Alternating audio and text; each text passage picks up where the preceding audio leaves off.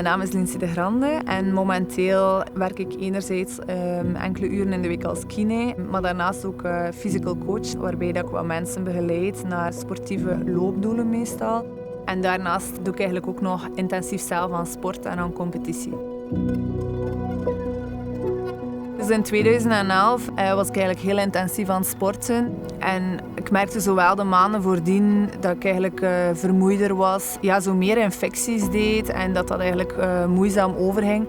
Maar dan had ik eigenlijk het Europees kampioenschap voor beloften. En dat was eigenlijk heel hard tegengevallen. Ik had wel finale gehaald, maar uiteindelijk was ik daar dan, ik denk, 9e geworden. En met een heel raar gevoel. Maar eigenlijk een week later bleek dan toch dat het wel ernstig was en dat het chronische leukemie was. Dus, ja.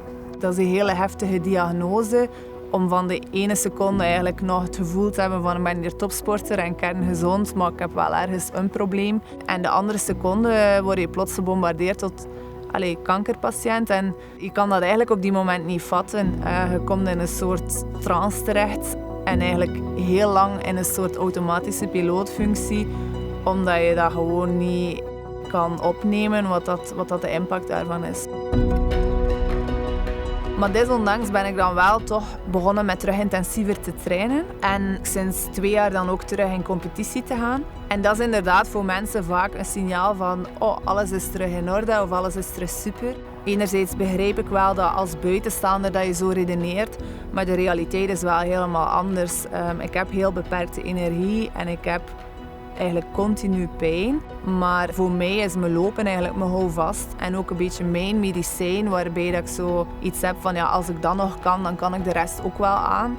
En daardoor dat ik dat ook blijf doen, omdat dat voor mij hetgene is waar ik dan veel voldoening uit haal.